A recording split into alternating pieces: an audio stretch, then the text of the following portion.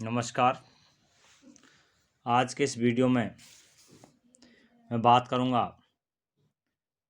Asterias सागर तारा। इसका एक special characters है।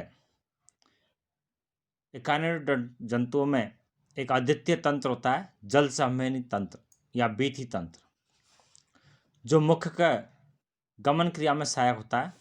वास्तव में यह प्रगुहा सीलोम का एक रूपांतरित भाग है तथा नालों का तंत्र बनाता है, जिसमें समुद्र जल एवं अभिमाव कणिकाएं पाई जाती है। इसकी समस्त नालों की भित्तियां पेशी होती है और अंदर से पक्षमाती उपकला द्वारा आश्रित रहती है। सागर तारे के जल संबंध तंत्र में निम्नलिखित संरचनाएं पाई जाती है। अब हम इसके डायग्राम को थोड़ा विस्तार से समझ लेते हैं। इसका डायग्राम जैसे कि आपको चित्र में दिखाई दे रहा है, ये एक मैड्रीपोराइट होता है, छलनी जैसा यंत्र। जैसे छलनी से होके पानी छन के जाता है, उसी प्रकार इसमें होके जल छन कर जाता है। और यह दूसरा जो भाग है इसका स्टोन कैनाल, अश्मनाल, और ये अश्मनाल आगे चलकर ये 5 कोण वाली या पंचभुजीय संरचना में 5 कोण वाली ये पेंटागोनल रिंग कैनाल है, इससे जाके जुड़ जाती है। प्रत्येक कोने पर ये नलियां निकलती है, इनको रेडियल कैनाल कहते हैं। और रेडियल कैनाल के दोनों तरफ भुजाओं में कुछ स्पेशल संरचनाएं पाई जाती है, जिनको ट्यूब फिट कहते हैं। ये ट्यूब फिट सॉरी कुछ लंबी नली वाली होती है, कुछ छोटी नली वाली होती है, और इस प्रकार ये एकांतर क्रम में भुजा के अंतिम सिरे तक लगी हुई रहती है। एक ट्यूब फिट को हम देखते हैं तो इसका ऊपरी जो सिरा है ये एम्पुला के रूप में तुम्बिका जैसी संरचना है, जो कि ऊपर से फूला हुआ भाग है, नीचे एक नली के रूप में निकलता हुआ पोडियम भाग है, और नीचे वाला पोर्शन भाग है सुकर्स के रूप में, चूसक के रूप में। और इस प्रकार ये एक संरचना बनती है, और जो कि सागर तारे में जल संवहन तंत्र की संरचना का कार्य करती है। अंदर की तरफ से देखते हैं तो हमको संरचनाएं पाई जाती हैं, इनको टाइडमेंट्स की बॉडीज कहते हैं। ये टाइडमेंट्स की बॉडीज का अलग कार्य है, जो कि हम अभी आगे बताएंगे। तो मैड्रीपोराइट की जब हम बात करते हैं तो यह एक मोटी वृत्ताकार एवं छलनी के समान कैलकेरियाई प्लेट है, जो केंद्रीय बिंब की अपमुख सतह पर पाई जाती है। और यह एक अंतरार या इंट्रा रेडियस पर दो समीपस्थ भुजाओं के आधारों के निकट स्थित रहती है। यह द्विभुजिका का निर्माण करती है। इसकी सतह पर असंख्य महीन विकिरणित खांचे होती है, जिनमें लगभग 250 से या उससे अधिक छोटे छोटे रंध्र होते हैं। और प्रत्येक रंध्र एक रंध्र नाल पोर कैनाल में खुलता है, और रंध्र नाले प्रबंधक के पदार्थ में ही परस्पर मिलकर बड़ी संग्राहक नाल या कलेक्टिंग कैनाल का निर्माण करती है। संग्राहक नालें अंत में प्रबंधक के नीचे एक कोष के समान तुम्बिका में खुलती है, और तुम्बिका अश्मनाल से जुड़ी रहती है। अश्मनाल यह प्रबंधक से निकलकर पंचभुजीय रिंग कैनाल से जाकर जुड़ती है, जो मुख तल पर मुख के चारों ओर स्थित एक वलय के नुमा संरचना है, उसमें खुलती है। इसकी भित्ति कैलकेरियाई वलयों द्वारा आधारित रहती है, जिससे इसका नाम अश्मनाल रखा गया है। इसकी भित्ति के आंतरिक स्तर में लंबी कोशिकाएं होती हैं, जिन पर पक्षमाभ या कसाव होते हैं, जो जल को नाल के अंदर खींचते हैं। एक शिशु सागर तारे में अश्मनाल एक सरल नली की भांति होती है, परंतु जैसे जैसे इसकी आयु बढ़ती है, इसकी अवकाशिका में एक स्पष्ट कटक या रिज और सर्पिल रूप से कुंडलित 2 पट्टिकलाएं विकसित हो जाती है। अश्मनाल और अक्षीय अंश एक प्रगुह्य कोश यानी अक्षीय कोटर में बंद रहते हैं और ये तीनों रचनाएं मिलकर अक्षीय कॉम्प्लेक्स का निर्माण करती है। अश्वनाल एक चौड़ी एवं पंचभुजाकार नाल होती है जो ग्रेस्का के चारों ओर एक बलय बनाती है। इस पंचभुज के कोण पर अरिय रूप से लगे हुए होते हैं। टिडमैन की रचनाएं इन्हें द्राक्ष गुच्छा या रसिमोस ग्रंथियां भी कहते हैं और ये छोटे छोटे गोलीय पीताभ कोष ग्रंथि कोष होते हैं जो कि बलय नाल में भीतरी तल पर खुलते हैं। केवल अश्वनाल के बलय नाल में प्रवेश करने के स्थान को छोड़कर प्रत्येक त्रिज्या पर अंतर त्रिज्या के बीच एक टिडमैन की रचना पाई जाती है। तो इस प्रकार लगभग टिडमैन की जो कुल रचनाएं है ये 10 के समान होती है। 9 रचनाएं पाई जाती है, 10वीं नहीं पाई जाती है क्योंकि उस जगह अश्वनाल जुड़ी हुई रहती है। टिडमैन की प्रत्येक रचना पेरिटोरियम की तरह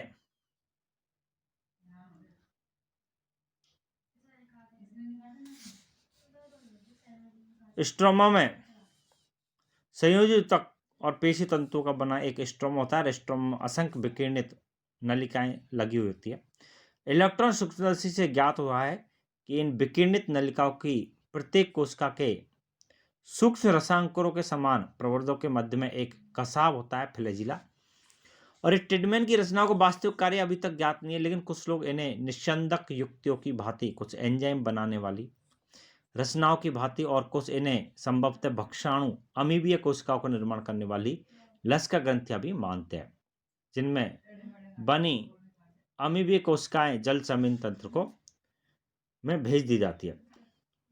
पोलियन आसिकल ये नखाकार पतली भित्ति वाले संकुचनशील ब्लेडर होता है जो अंतर त्रिज्याओं पर स्थित रहते हैं और बलय नाल में इनके उसके बाहरी तल पर खुलते हैं। यह अधिकांश सागर तारे में पाया जाता है और विभिन्न जातियों में इनकी संख्या प्रत्येक अंतर त्रिज्या में 1 से 4 तक पाई जाती है। संभवतः इनमें जल संचित रहता है और इस प्रकार ये जल समन तंत्र में दबाव को नियमित रखने में सहायता करते हैं। इनका एस्टेरॉयडी एवं एकाइनेस्टेरॉयडी कुलों में अभाव होता है। आर्य नाले प्रत्येक त्रिज्या पर बलय नाल से एक आर्य नाल निकलकर अपनी संगत भुजा में अंतिम सिरे तक जाती है और आर्य नाल बीथी अस्तिकाओं के बीच नीचे स्थित होती है और भुजा के सिरे में पहुंचकर अंतस्थ स्पर्शक की अवकाशिका में समाप्त हो जाती है। पार्श्व नाले लैटरल कैनाल प्रत्येक आर्य नाल के संगत भुजा की संपूर्ण लंबाई में सक्रिय नालों या पादाम नालों की 2 श्रेणियां पाई जाती हैं। दोनों श्रेणियों की पार्श्व नालें एकांतरित रूप से लंबी एवं छोटी इस प्रकार व्यवस्थित होकर प्रत्येक छोटी नाल के बाहरी और अंदर के तल पर एक एक लंबी नाल होती है, परंतु इसके सम्मुख छोटी नाल ही होती है। प्रत्येक विपरीत बड़ी नाल के बाहरी तथा अंदर के तलों पर छोटी परंतु सम्मुख तल पर बड़ी नाल होती है। अर्थात बड़ी जो ट्यूब फिट है उसके सामने बड़ी ट्यूब फिट और जो छोटी ट्यूब फिट है उसके सामने छोटी ट्यूब फिट ही लगी हुई होती है। और इस प्रकार इसमें एक छिद्र पर एक कपाट होता है जो द्रव के उल्टे प्रभाव को वापस आने से रोकता है। नालपाद प्रत्येक भुजा में नालपादों की 2 दोहरी पंक्तियां होती हैं। एकांतरित रूप से स्थित लंबी एवं छोटी नालों की प्रत्येक श्रेणी से संबंधित एक दोहरी पंक्ति पाई जाती है और प्रत्येक नालपाद एक पतली भित्ति वाली बंद नली की भांति होती है। यह 2 आसन बीथी अस्तिकाओं के बीच स्थित एक रिक्त स्थान है जिसे बीथी रंध्र या एम्बुलेक्रल पोर कहते हैं। उससे होकर ये बाहर निकलता है और प्रत्येक नालपाद में 3 भाग होते हैं, जैसा कि मैंने पहले बताया था। नालपाद का ऊपरी हिस्सा जो कि ऊपर से उभरा हुआ होता है गोलाकार कोष होता है, ये तुम्बिका के समान होता है। दूसरा बीती खांस से होकर फैला हुआ नली के आकार का एक मध्यम भाग जिसे पादक के पोडियम कहते हैं और पादक के निचले सिरे पर प्याले के समान एक चूसक होता है। नालपाद की भित्ति में दृढ़ अंधरीय पेशी होती है। इसके अतिरिक्त तुम्बिकाओं की भित्ति में वृत्ताकार पेशी होती है और पादकों की भित्ति में प्रत्यास्थ संयोजी ऊतक के बलय होते हैं। कार्य: जल संबंध तंत्र का सबसे विचित्र एवं रोचक कार्य द्रव चालित दबाव विधि द्वारा इधर उधर गमन करने की क्रिया है। नालपादों की पतली भित्तियां श्वसन क्रिया में गैसों के विनिमय का कार्य करती है और शरीर को आधार तल पर स्थिर रखने और भोजन को पकड़ने एवं रोके रखने में नालपाद सहायक होते हैं। अब बात करते हैं हम इसकी प्रचलन क्रिया।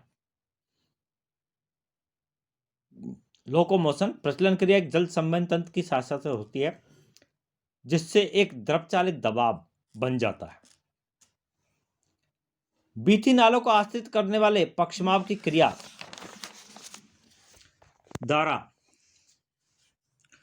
समुद्र का जल प्रबंधक से होकर, यानी कि इसकी जो हमने शुरू में मैड्रिपोराइड बताता है उसमें होकर अंदर आता है, नालपादों सहित तंत्र की समस्त नालों में भर जाता है और नालपादों की कदम कदम चलने की क्रिया द्वारा इसके शरीर की में गति होती है। इस क्रिया में नालपाद आधार तल पर एकांतरित रूप से चिपकने और मुक्त होते रहते हैं। गति करने की इच्छित दिशा में एक या दो भुजाएं अधर तल से ऊपर उठाई जाती है। साथ ही साथ इन भुजाओं के नालपादों की तुम्बिकाएं भी अपनी वृत्ताकार पेशियों की क्रिया द्वारा संकुचित होती है और इसमें नालपादों में द्रव चालित दाब में वृद्धि हो जाती है, जिसके परिणाम स्वरूप ये लंबे होकर आगे की ओर फैल जाते हैं और अपने चूसकों की निर्वात क्रिया द्वारा आधार तल पर दृढ़ता से चिपक जाते हैं। नालपादों के सिरों में से स्रावित होने वाले श्लेष्मा द्वारा यह आसंजन और भी प्रबल हो जाता है, यानी कि जिस जगह से ये चिपकते हैं वो उनका अटैचमेंट उस सरफेस से ज़्यादा हो जाता है। इसके पश्चात पेशीय सक्रियता द्वारा नालपाद शरीर को आगे की ओर खींचते हुए ऊर्ध्वाधर स्थिति धारण करते हैं। इसके बाद नालपाद अपनी अंधेरी पेशी को संकुचन एवं जल की कुल मात्रा को अपनी तुम्बिकाओं में वापस लौटाकर छोटे होने लगते हैं। अंत में आधार तल पर चूसकों की पकड़ ढीली हो जाती है। प्रचलन करते समय एक या दो भुजाएं मार्गदर्शक भुजाओं की भांति कार्य करती है और समस्त नालपाद एक समन्वित ढंग से उसी दिशा में बढ़ जाते हैं, परंतु सभी नालपाद एक साथ कार्य नहीं कर सकते। इसके परिणाम स्वरूप तारा नियमित रूप से लगभग 15 सेंटीमीटर प्रति मिनट की गति से धीरे धीरे आगे बढ़ता है और सागर तारे अपनी नालपादों के संयुक्त प्रयास द्वारा चट्टान के ऊपर भी चढ़ जाते हैं। संयोगवश यदि कोई सागर तारा उल्टा हो जाता है तो यह अपनी भुजाओं के बलन, फोल्डिंग या मेहराबदार बनाने की क्रिया द्वारा अपनी स्थिति को ठीक कर सकता है। बलन की क्रिया में एक या दो भुजाओं के सिरे इस प्रकार ऐंठते हैं कि इनके नालपाद आधार तल के संपर्क में आ जाते हैं और इस प्रकार संपूर्ण शरीर पलटकर ठीक स्थिति में आ जाता है। मेहराब बनाने की क्रिया में उल्टा हुआ शरीर पहले अपनी भुजाओं के सिरे से द्वारा ऊपर उठा देता है, फिर पलट दिया जाता है।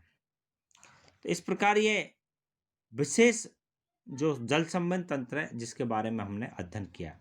अगले वीडियो हम बात करते हैं इसकी रुधिर परिसंचरण तंत्र की।